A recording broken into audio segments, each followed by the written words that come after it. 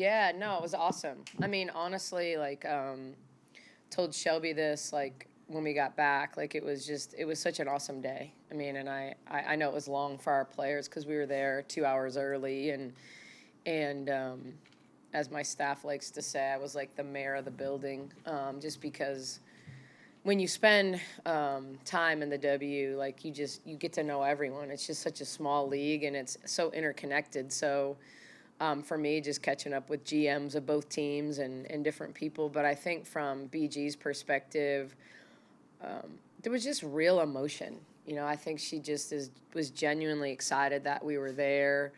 So it was a really heartfelt situation. I think for our players, I'll use Belle as an example. I think I've talked about this before, but her first connection to Baylor was Brittany. She said she grew up like loving seeing her like at Baylor, and so I think for a lot of them they were real shy at first, but as soon as Sophia did a good job asking her a couple questions, and then I followed it up with a couple questions just to get her talking, and then before you knew it, they were really engaged with her. So really cool experience. Awesome to see Odyssey and Kalani. I mean, for it to be Odyssey's first game back, and not just that, how they impacted the game. They just weren't on the floor, but Kalani's first start, Odyssey's played really really good minutes for them that night, and then since then. So to see, three former Baylor players play so well, I think as much as anything, it was good to see Brittany out there, to be honest, like from a real personal perspective, and having coached against her and getting to know her, like just really good to see her out there and be so effective. Like I think about, the 500 and some days that it was between games, and how seamlessly she's been able to go out there and be productive. I don't think she's moving quite as well as obviously she was, and I think that'll come back, strength and conditioning and all that, but it was pretty impressive. Coach, you mentioned that moment and seeing the Baylor players play. You've had Baylor players come back. Obviously, it just stands out Dee coming back. What's that importance of kind of connecting the bridge between the past and the present? Well, I just think, when you're talking about culture, your program, you want players that want to come back, that still feel connected to the program when they leave.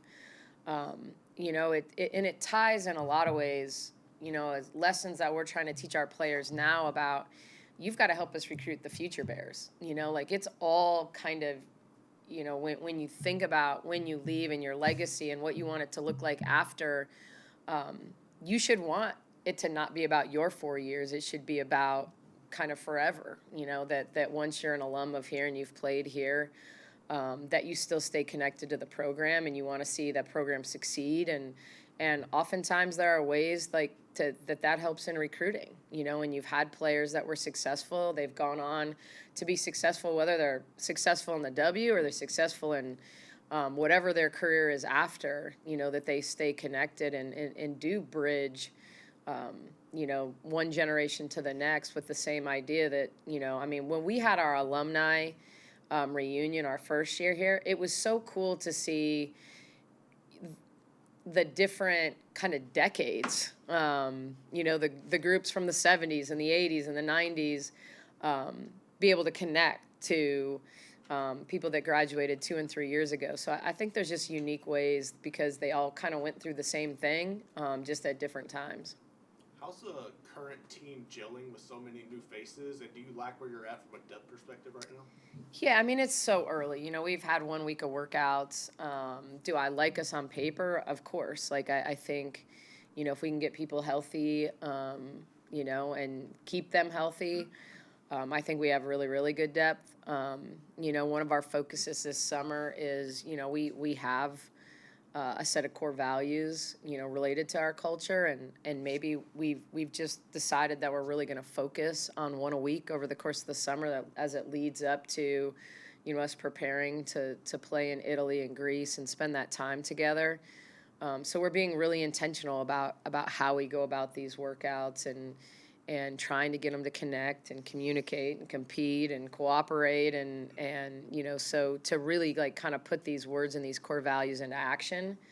But I also think it's been a week. I mean, our everyone kind of reported by last weekend. So, they've had 3 workouts, 4 maybe now. And so mixing in individual group workouts, and really, I think the big thing for us is getting them to compete and grow over the course of the summer. But yeah, I mean, I really like our talent, but it takes time for, kind of all of that to work its way out. But I do think that the depth creates competition, and competition makes people hungry, and so you've got to be on it. If you don't show up, there might be someone that takes those minutes, where in the past, maybe you were able to be comfortable because we didn't have that same depth. In terms of the 4 transfers that you added, was there one similar quality that you were looking for in a transfer that they brought in, or did they all kind of fill specific needs? A little of both, but I can tell you that one of the key things was production. We wanted players who'd been productive, whether they were productive in the MAC or productive in the Missouri Valley and the OVC, or where, but the idea that they had proven that they were really good college players, and it looks different with every player. Danae was someone that, even though she wasn't a high volume shooter or scorer, she hit big shots. She was fearless. I mean, she hit big shots against us, against Texas, and she brought a toughness and a little bit of a swag to her that we felt like we needed. So I think the combination of like productive, hungry, and tough. I mean, we use the word tough a lot. I mean, I think Dre and Asia bring that, but I think that's something that at times we felt like we could be better, first to the floor, things like that. And so I think, I love the idea that a Madison or a Yaya maybe didn't play in a Power 5 league, but they're out to prove that they deserve to and should have, maybe from the beginning, or that at least it was a good dress rehearsal. But there's a hunger in all of them to show they belong. Coach, looked like you had some really good outside shooters, but was that a priority? Always is, to me. I mean, I think it's spacing driven. It's not about leading the nation in threes made or taken, but it's about being able to stretch the floor and create driving lanes and post ups and cuts and allowing players to flourish. And I think when you think about how we like to play, we're not very effective if we can't keep great spacing. And so, I think that's the advantage that we have, I think, this year is with another year of growth from Kyla, with Dre, with Asia. We now have some post-up options, that we maybe didn't have this past year. And whether it's at the 3 or at the 4 or at the 5, to really take advantage of post-up options, you got to be able to space the floor. So you got to have people that can shoot. So I think it's that balance of inside, outside that was really important to us. Coach, after you guys went to Arlington last week, read an article with Sports Illustrated saying that you won Greiner's jersey retired when you guys opened the new arena. Is there anything in the works now, or are there still boxes to check to get to that point? Yeah, I mean, I think there's boxes to check relative to the process. I think, it's not that there's necessarily a formal, other than her having had her degree, which she has.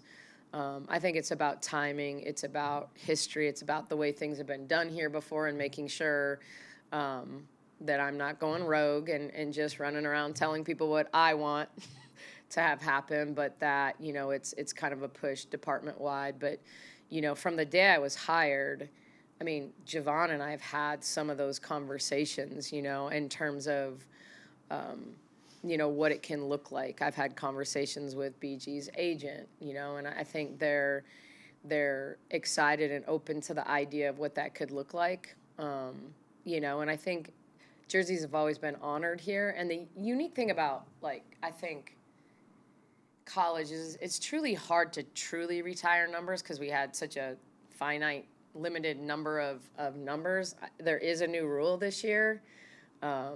As your new chairperson, this has happened since the last time I talked to you, chairperson of the NCAA Rules Committee.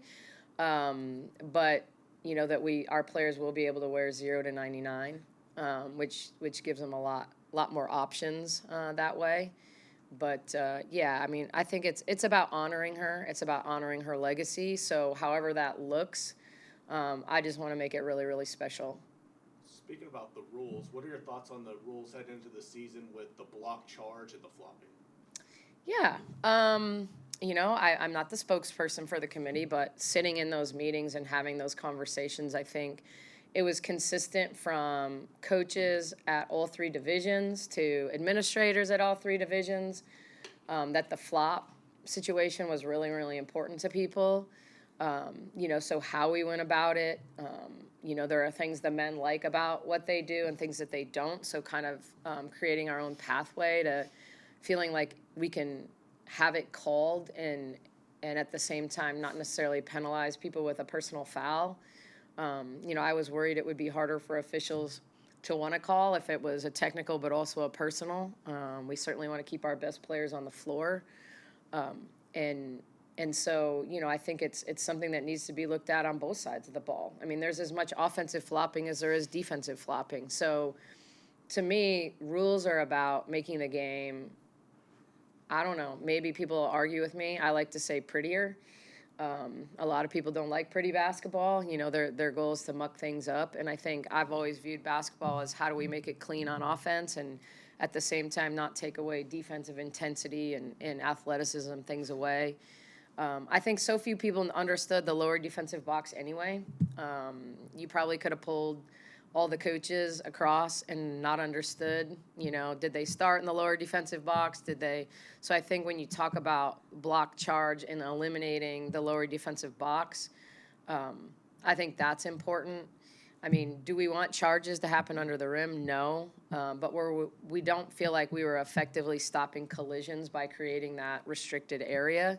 I still think it's going to be because it'll be out there for the men. I still think it'll be a little bit of a mental, like, officials will be looking at it, but will allow players to rotate and still take charges. So I think they were doing it anyway. They were just always being called blocks. When they were there, they had position. They were there and established before someone gathered. So, I don't know that rule will affect the game as much as potentially the flops will.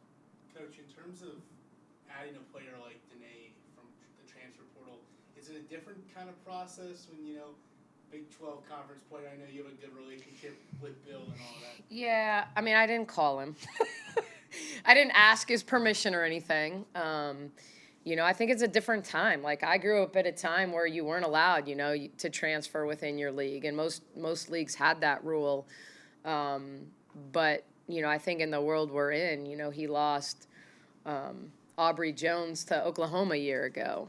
So I'm sure he'll change his play calls again this year because obviously Danae would know him. But I just think I look at everything as if one of our players had gone into the portal and that said player fit his system, I'm pretty sure there's no like bro code or sister code in this type situation. I mean, you recruit players that you think are going to make you a better program and fit. So I don't think any of it's easy. I don't. But I think I can say that there was no tampering and there was no, we weren't out to steal their players. But when kids go into the portal, you go after the players that fit, your needs. And she certainly does. Kind of touched on it, but saying we're in a different world. I mean, just how wild has this off season been, and just trying to get these rosters together right now? Yeah, it's wild. I mean, I think it's different wild on the men's side. I think we'll probably be there soon. I think between the portal and NIL collectives and everything that we're dealing with, it's our jobs are different, and it's adapt and survive. I mean, I think I truthfully pray that there's a normalizing moment, where we feel like we've, is it when the extra COVID year disappears a year from now? Is it, because there are so many now 2-time transfers because they have the COVID year, and so now they can graduate, so they use the 1 time, then they use the grad transfer exception. So, I'll say it. I mean, I don't want to be the coach that does something any one way. It's not, I want to live in the portal and that's the only place we're going to be. Or, hey, we're only going to recruit high school kids. Like you have to see, you recruit the heck out of the high school players. And if you get ones that you really love, I mean, we were very intentional a year ago after we'd signed like Bella and Dariana that we weren't going to go after someone like them in the portal that would really maybe slow their process, their growth process. And, you know, maybe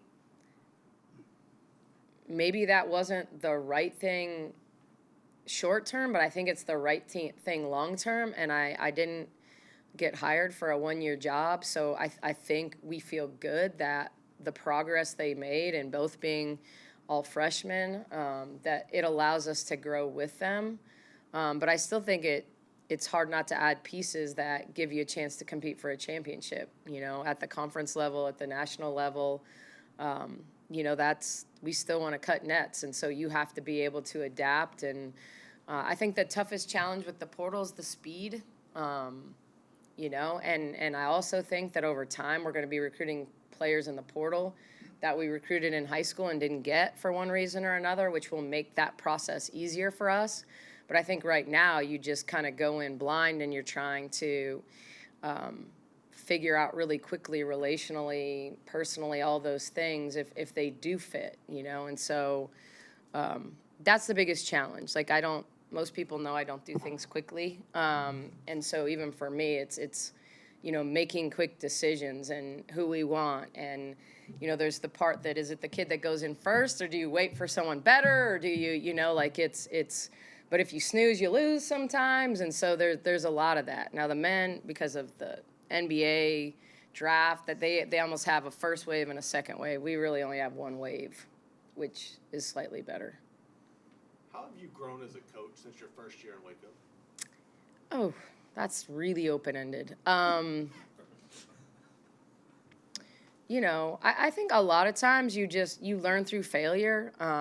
You learn what works in different places. You learn a little bit more about who you are in relation to where you're working and what works here that maybe didn't work somewhere else, or you figure out, you know, there are things at the pro level and ways to communicate that work that don't translate down. And so, you know, I think a lot of it is just trying to, for me, is learning to be a better leader. I think that coaching kids and athletes, that's not any different really. But, you know, managing 12, 13, 14 staff people, like that's a huge difference, you know? I mean, the pro level, I had my GM that I worked alongside, and I had 2 assistants, a part-time operations and a part-time video person, you know, and we were just kind of our own little, what it allowed me to do was be involved in business decision and corporate sponsor decisions, and, you know, was really utilized in a lot of areas. And so, you know, I got to touch a lot of things. But I think that part, learning to manage a bigger group of people, challenging a bigger group of people, like I think as a staff, you know, I think we've grown a lot in terms of how we communicate and what our expectations are and how to go about implementing them, because it just takes time as a group of people to understand, like, what's my niche, where can I be great, how can I help this program succeed at the highest level. And so I think that's still a process that's going on, but I would say that as much as anything, and just feeling really, really confident with, you know, the biggest challenge when I took the job was, like, I didn't know who any 2024 was, let alone any 2026, you know, and now ask me who the top 28s are, and I know, and it's in some ways sad that I know who the top 7th graders are, but I mean, that's just part of this world that we're in, you know, and it's so often your ability to build a relationship from a young age is the difference between who comes and who doesn't. You know, I still think the greatest selling point for a lot of the kids that we recruit is that I did coach in the pros. So not only relationally, but that our kids are going to be ready, you know, and we're going to sing and shout that because it's true, you know, and we're going to prepare them to be ready. But it doesn't mean we're not going to prepare people to be lawyers and doctors and whatever else they're interested in. But I do think that's a key piece, that people are going to be ready if they leave here and want to play.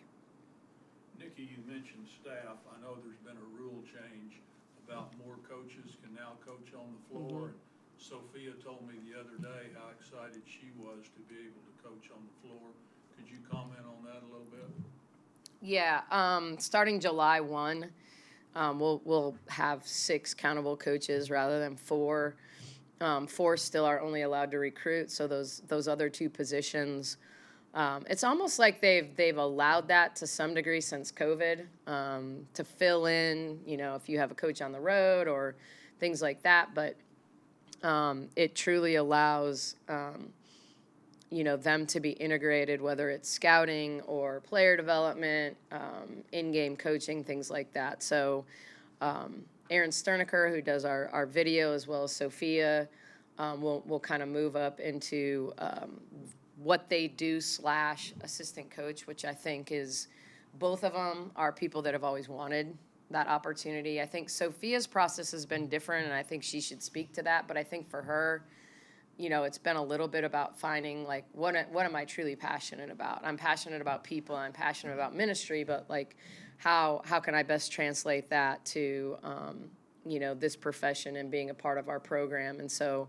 I don't think there's any doubt that she's excited to kind of have the hands-on ability to work with players. And I've challenged her. Not every good player is a good coach, so there's still a lot of work to what it takes to be great at that, in terms of your preparation and what else is going on in the world and how kids are trained and how they expect to be trained. And when I was growing up, no one was throwing tennis balls at people while they were dribbling, and now you got cones and tennis balls and all kinds of things. And so it's a balance of training them to be comfortable with the ball, and at the same time training them to play 5-on-5. And I think that's sometimes the problem that we have, is too many kids are trained but don't know how to play 5-on-5. And so to me, it's the balancing the two. How familiar are you with the new programs coming in, and are you looking forward to the 14-team format? Does it matter if I'm not? I think, the beauty of 10 was that it was double round robin, and, you knew you were going to have kind of a true champion. I think anytime you get to an unbalanced schedule, which is every other league in the country, so it's not like it's not normal. But I think that's the unique challenge, is the imbalanced schedule. Obviously very aware of the 4 teams. I knew the coach that, retired a year ago at BYU, because he was coaching out there when I was in the Mountain West at Colorado State. So the new coach, just met her. She had coached AAU and had coached her daughter, and so had seen her but didn't know her. But obviously knows Satia really well, and Katrina Merriweather, going back to when her dad was a huge AAU influence with the family out of Indiana, and Katrina played at Cincinnati. And so, and then Huey, we played Houston a year ago in Cancun, and so very, very familiar with all 4 teams, less so maybe BYU. Haven't watched them as much recently. But a couple of years ago, even when I was in the W, we were all kind of following their really, really good team when they had Shaylee Gonzalez was there, and she looked like she was going to be a pro kind of coming up. So don't know stylistically as much how she plays, but we'll know very well by the time that we do play them. Nikki, what's the benefit in your mind of the foreign tour? What's the plus side? I think it's, I think from a, cliche-ish, preparing champions for life, like this idea of like truly integrating basketball with culture, and, this idea of, if our number one core value is connection, it's just another way to create connection. I do think it allows you a jump start in the summer, in terms of, we've got 5 new players, we've got 2, Asia, who played less than 100 minutes, Dre, who didn't ever play, obviously, last year. So, we've got all these 7 new players to really integrate with our 5 returners. So I think it gives us a jump start on kind of putting some stuff in. At the same time, like, there's a lot on these 18 to 22-year-olds now, and this idea of almost being a full year sport is sometimes a challenge. So I think there's going to be a balance with, hey, when we get back, are we going to take a little extra time off? The answer is yes, because I don't want them to feel like practice started in July and, you know, they're not going to have a break until April, you know, which is always going to be the goal, to play to April. And so I think we have to balance that, like the uniqueness of being allowed to prepare and go and have a good time with, like, not having them feel like it wasn't mid-September that we started practice, it was mid-July. So I think, I just think it's going to be a lot of fun. And I think purposely we chose countries that are not only beautiful and culturally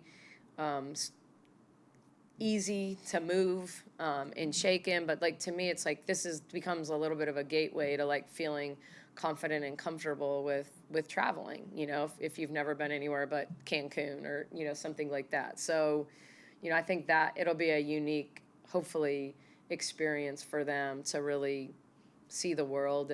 And to me, like, I mean, the world is so different than it was when I was their age. You know, when you were going overseas back then, you didn't have FaceTime, you didn't have Wi-Fi, for gosh sake. So, you know, you were really disconnected. Like, when you went over there, half the people that would go over there would spend their entire paychecks on long distance calls home. You know, so this idea of like, it's different now. You can be over there and still be connected to family and friends. And so I think it makes long-term choosing to play a lot more viable for a lot more types of personalities. Thanks, Nikki. You're welcome. Thank you.